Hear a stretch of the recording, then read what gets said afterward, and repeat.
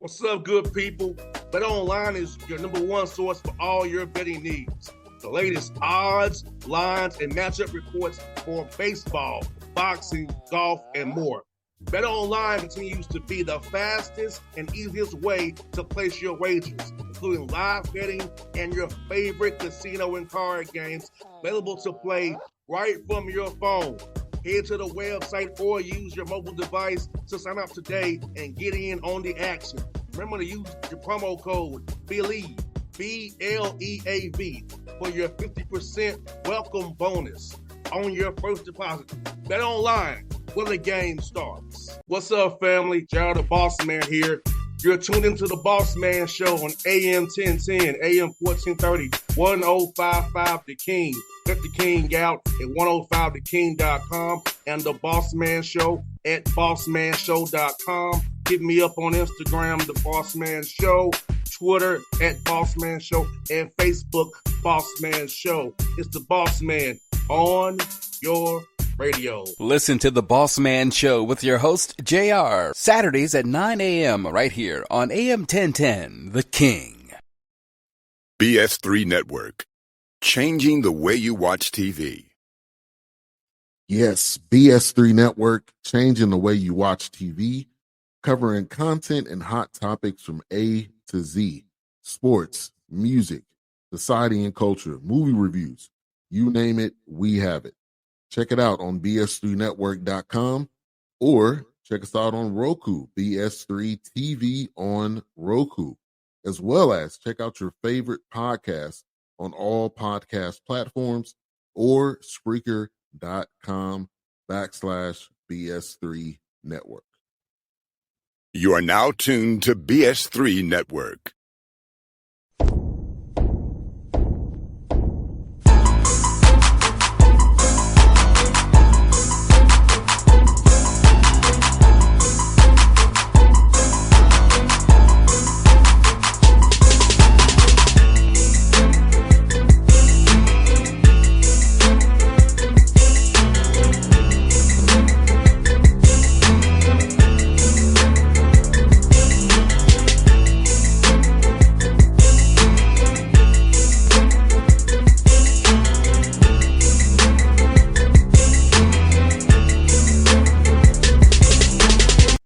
Back on the Bossman Show with Coach Scott Nagy here with me. So Illinois Lukey's now. He's moved on from Wright State.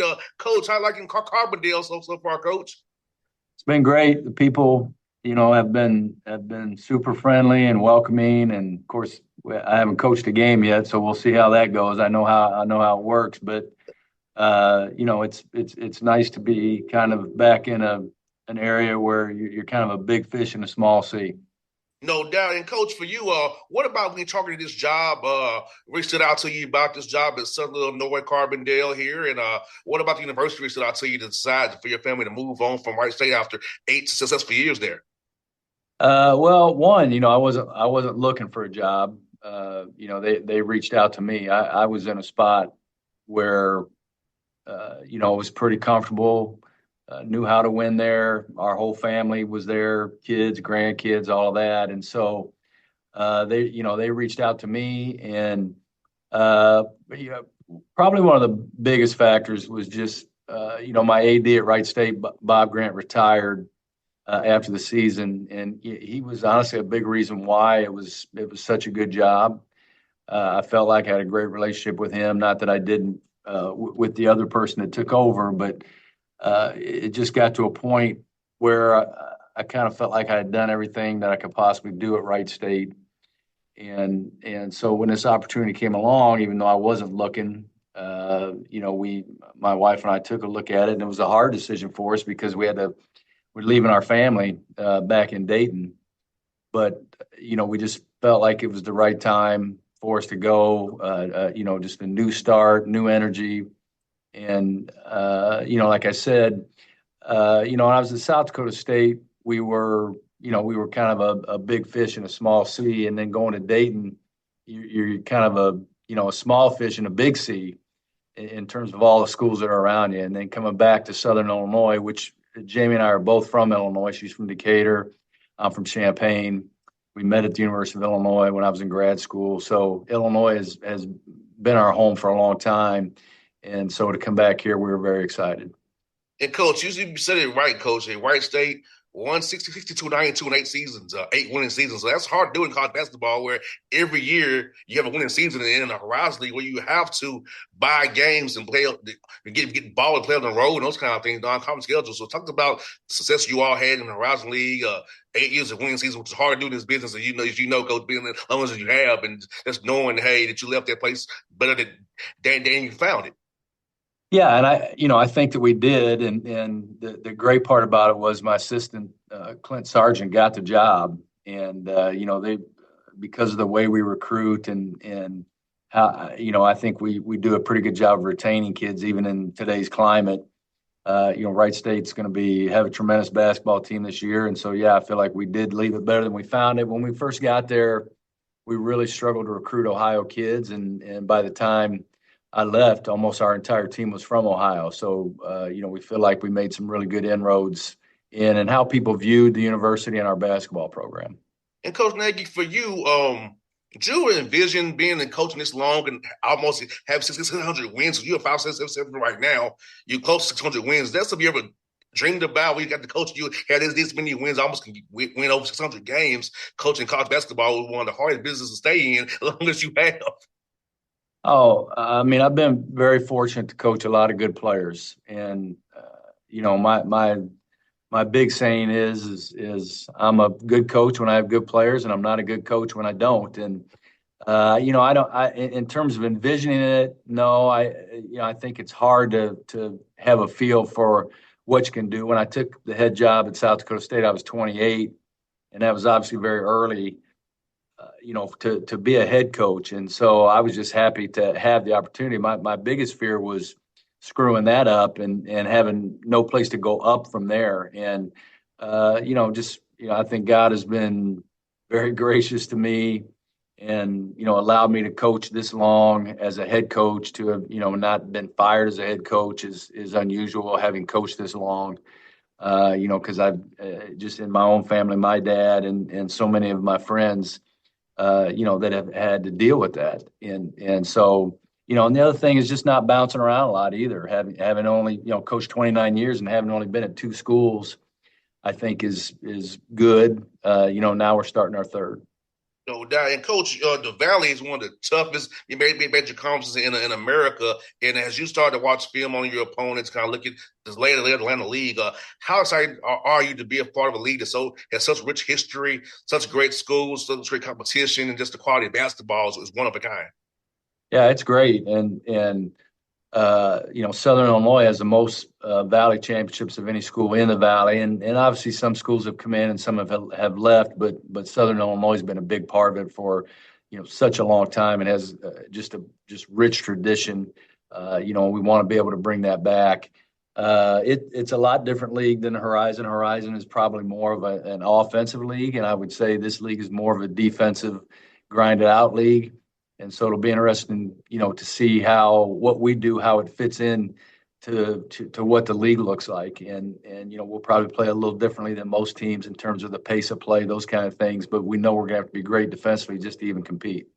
And Coach, for you, with being in the Valley, how do you approach scheduling now, not having to be bought so much, and then that you can buy some now, non-conference wise, or mixing those MTEs as well, trying to get quality home and homes now, being at schools such as Southern Illinois, knowing that the tradition you all have and the great home court advantage you all have.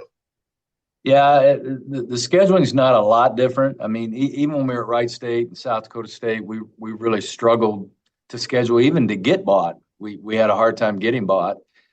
Because obviously those teams, if they're going to pay you that much money, they want to be able to win. And we won enough of those games where it made it very difficult for us to get bought. We did the same thing at Wright State. But I would say of all the things we do, that scheduling may be the most difficult thing we do because of the success we've had. And, at this level, we don't get to play as many home games as the high majors do. We can't buy as many games as they do. And so you've got to find home and homes. And it's hard to find those because you're going to end up playing other really good teams as well because nobody else wants to play those games. And so It really is not a lot different than what we did at South Dakota State or Wright State in terms of how difficult it is for us to get that schedule done. 100%, coach. And coach, for you now with NIL and transfer portal, how's it changed the way you vet a young man, recruit a young man to really know if he's in it for the right reason or he just wants some money to play for you? Because I know for me, I'm about the passion of the game still, not so much the money piece of it. So how does that work now, having to deal with guys even more than ever, having outside forces pushing them to ask for money when they want to come play for you rather than to do the I fit Coach Nagy style, but how much can you pay me now? Yeah. It's changed the game a lot. The game used to be a lot more relational, and now it's much more transactional in terms of what can you give me. Very few people are coming in and going, hey, what can we do for you? How it almost is like, if you're going to get a really good player, like they're doing you a favor, and I have really no interest in a young man thinking he's doing me a favor by coming here. I think that we're still trying to do it old school. We would still like to stay out of the portal if we could, because I know if we get in the portal, it's probably going to be very expensive. I'm not crazy about the whole system and how it works, but I'm also not going to bury my head in the sand and say that NIL is not important, because I know that it is. I think that people want to feel like they're appreciated. You can't blame really the young men for what they're doing. It's the culture that we're in now. I think kids are more entitled, but I don't blame them. I think it's the culture they came up in, and a lot of them, if they were any good at basketball from a young age, everybody kind of took care of them, and so that's why I don't blame them. But if they're going to come here, we're not going to allow them to be entitled, no matter what we're doing with them on the NIL side. And our goal really is, once they get here as freshmen, we want them to stay and know that when they stay and they have success, that NIL wise, we'll be able to take very good care of them. But if they just want more, it doesn't matter where you go. I don't care what level you go. If you want to leave and chase more, you can do that. There's always more out there. Somebody always has more. And if that's what they want, then they're not going to be a good fit for us. And I would tell them not to come here. Just don't come here if you're going to leave. It used to be that young men would leave if things weren't going the way they wanted. Now they're leaving when they're getting everything they want. They have good relationships. The basketball system fits them, and they go home, and you have agents contacting them and telling them they can get them this. And so there's a lot more pressure on the young men today than there used to be in terms of those kind of things. And I think it takes a young man that's very grounded, in his character and his values, to be able to say no to those kind of things when you have agents reaching out saying we can get you this, even though it's not a guarantee. I think, we're looking for guys that want more, that want relationships, that want a home, a place where they can develop roots. And when they are done playing, when they leave here, whether they continue to play or they leave here and they go on into the work world, this will always be home for them, instead of bouncing around, because the kids that bounce around have no home once they're No done. doubt. And I think that's important for them. And so I think this whole college culture that we have now, the environment, I don't think is good for the young men. I just don't. I think anytime it's just about money, no matter what it is, I don't think that's a good decision, just to make the decision based on that. But now you're dealing with guys whose brains aren't even fully developed. My wife reminds me all the time that their brains aren't fully developed till they're 25. And some of these guys are getting, quite a bit of money. And the one thing I know about money is, whoever you are before you get it, you're going to be more of that after you get it. So if your character's good, if you're generous before you get the money, you're going to be more generous. You're going to be, but if your character's no good, it's going to make you worse, and you're going to make worse decisions, because money just gives you the freedom to do even worse things. And so I think it's really, really hard when these guys' brains aren't even fully developed to be handing them this much money. And so, we know it's important, but we also have to work it into our values. So I think it's a very delicate balancing act, for sure. And Coach Nagy, seeing your career, seeing your resume, if I'm a young man, I want to play for you because so many of your players have went to go play pro ball for many years and make money. And I feel like sometimes coaches is immediate gratification of the quick dollar, not thinking about the long-term dollar, the big picture. And these young men, like you said, their brains are fully developed yet. They don't quite see the long game that I would see. Is that playing for you, developing in your system, I can make money much more money overseas or in the NBA or wherever I want to play at because I've been trained the right way how to play basketball. Now I'm marketable as a player. Yeah. And I think what most people, what they see are, the guy that transfers up and gets paid and he's successful. Did I lose you? I'm here, Coach. Okay. Somehow my camera went off, but that's fine. And so, but what most people don't see are the 90% of the guys who end up in a worse basketball situation. And it just, they end up maybe getting paid more, but they end up in a situation basketball-wise where they're not happy. And if they would stay where they are, where they're comfortable, where they can develop, and like you say, in our system, if you're a good offensive player, you like to play for me because I give you the freedom to go and do those things as long as you'll guard and do the things that we ask you to do. But I'm a pretty free offensive guy. And so you have a chance to really develop and show what you can do offensively if you play for me. You leave us, you may put yourself in a worse basketball situation. Like you say, what most people don't look at is the long term. If I leave a school and go somewhere else, how will it impact me in my professional career? 100%, Coach. And Coach, for you, this summer, having a whole new roster for the most part, new guys you're coaching, how much did you focus on team activity versus trying to develop them as players and individually? Because I know it's tricky and you're trying to mesh a team together who's all new guys together and you're a new head coach in the situation to try to, put it in your system or versus developing them a little bit. Yeah, not only my coaching 14 guys that I've never coached before, but I also only have one coach from my previous staff. And so I have a whole new coaching staff too. And so a lot of what we did were more team activities just so that they could get an idea and have a good overview of what's expected of them, what our offense looks like, what our defense looks like. And then we came back in behind it and, are trying to do more of the individual work now. But most of the summer was spent with team activities. We're trying, like I say, kind of do it in terms of the teaching. It's the whole theory. And so we're kind of back into the part of it. We've done the whole, we're back to the part, and then we'll get to the whole again. That's one where your coach, you kind of mentioned your coaching staff is a young man on your staff I know very well, and Darian Reddick, Tennessee State. He talked about his development as a coach, going from a player that's so young, getting the coaching as he is right now, and how much a hard worker he is, how happy you are having him on your staff, and what you're looking forward to him developing as a coach underneath your tutelage. Yeah, and I didn't, when I interviewed Darian, I didn't know him at all, but was, and really I was doing. You just kind of go through, and some of the interviews you might be doing somebody a favor. But after meeting Darren, I was so impressed with him and, so excited to be able to get him on the staff. It's amazing how many players he knows, how hard he works, just how plugged in he is to not only a high school level and not just this area, but many areas, but he's also plugged into junior college and just other schools as well. He just knows a lot of people. He works hard.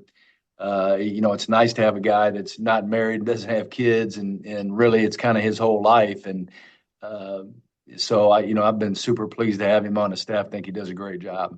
Yeah, I'm happy because I remember him playing at Tennessee State for Coach Ford and talking to him as a player, man, seeing his growth, man. I'm happy to see him grow the way he has, man. And I'm happy he's on your staff, Coach Nagy, and I look forward to seeing you guys at hopefully Belmont or Evansville this year, man. If the schedule works out good for me when y'all release it, I hope to see you, Coach. And I'll be cheering for you guys as always. Always enjoy our chats, Coach Nagy. It's always fun to talk to you. Yeah, I appreciate it. Thank you. Thanks, Coach. You be safe, man. All right. BS3 Network, changing the way you watch TV. Yes, BS3 Network, changing the way you watch TV, covering content and hot topics from A to Z, sports, music, society and culture, movie reviews, you name it, we have it. Check it out on bs3network.com or check us out on Roku, BS3 TV on Roku, as well as check out your favorite podcast on all podcast platforms or Spreaker.com/BS3 Network. You are now tuned to BS3 Network. What's up, good people? Bet Online is your number one source for all your betting needs. The latest odds, lines, and matchup reports for baseball, boxing, golf, and more. Bet Online continues to be the fastest and easiest way to place your wagers, including live betting and your favorite casino and card games available to play right from your phone. Head to the website or use your mobile device to sign up today and get in on the action. Remember to use your promo code BELIEVE, BLEAV, for your 50% welcome bonus on your first deposit. Bet Online, where the game starts. What's up, family? Gerald the Bossman here. You're tuned into the Bossman Show on AM 1010, AM 1430, 1055 The King. Check The King out at 105theking.com and the Bossman Show at bossmanshow.com. Hit me up on Instagram, The Bossman Show, Twitter at Bossman Show, and Facebook, Bossman Show. It's the Bossman on your radio. Listen to The Bossman Show with your host, JR, Saturdays at 9 a.m. right here on AM 1010, The King.